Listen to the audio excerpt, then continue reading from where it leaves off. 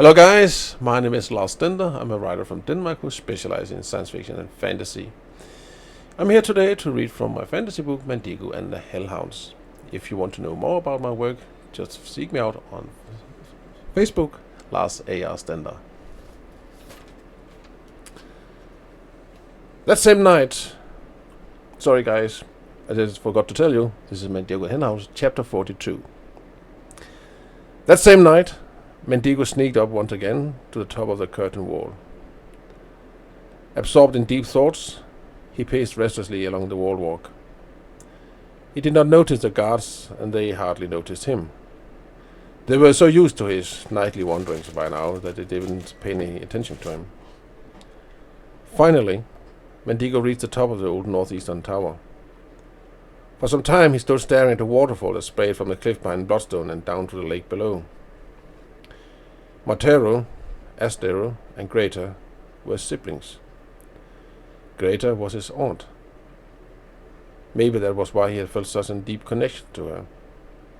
Before, he had always thought it had been the magic and their respective gifts that had connected them. Now he also knew that they were family. And the woman in the tree, the elf woman, was apparently his mother. How had his parents died? Why had Greta been at Oak Hill? Had she been there to keep an eye on him? Was she the one, and not Montero, who ultimately brought him to Oak Hill when his parents were killed? And where was she now? And what role did the little girl Bellatrix play in all of this?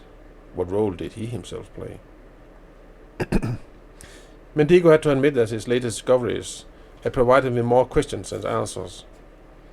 He wished he could speak with someone about all these things, something that were whirling inside his head. But he didn't know to whom he could go. He didn't trust anyone anymore. His loneliness and distrust hung like an ice-cold chain about his neck and weighed him down, threatening to choke him. A thought suddenly occurred to him. There was still one person at Bloodstone who might be willing to listen to him. True, the person didn't have much reason to show him trust, quite the contrary.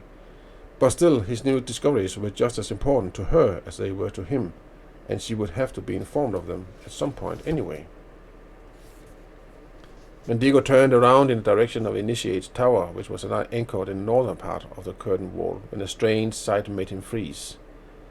The Dracoid guards had set up braziers so that he could keep himself warm, and so that he could navigate here at night. However, there were places where the light from the braziers could not reach. Thus, on overcast nights, there were areas on the curtain wall that were in complete darkness. Madigo's attentions were now drawn to one of those areas. One of the guards headed towards it. Madigo blinked, focused on the permanent shadows with his left eye. It was the eye that had been wounded the most when Hasrazal had attacked him some time ago, and with that eye Madigo could see that there was something moving in the shadows. However, he wasn't sure what it was, which made him hesitate.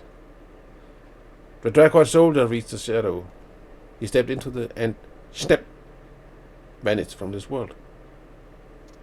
Madigo flinched.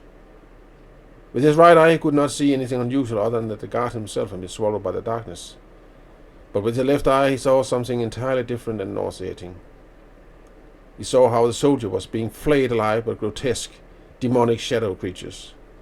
He could even hear the soldier screaming from pain, but it was a scream that was forever prevented from reaching this world. Soon the sounds coming from the soldier faded, and the only thing Madigo could hear was the horrific sound of flesh and cartilage that was torn to strips, pulled off broken bones, and stuffed into hungry, greedy, smacking, tooth-filled mouths. Madigo stood, petrified, as he observed the disgusting scene. He had discovered that if he consciously chose to focus with either the left or the right eye only, he wouldn't have to shut the other eye when he wanted to observe the real world or the shadows world. Right now he was focusing on the shadows world. The surroundings were the same as in the real world, but it was like seeing them through a deep red filter that distorted the contours a bit. One of the shadow demons stuck a clawed hand into the stomach of the dead soldier and ripped out a handful of intestines that he started gorging on with an undoubtedly deep satisfaction. Suddenly, it turned its head and stared right back at Madigo fixedly.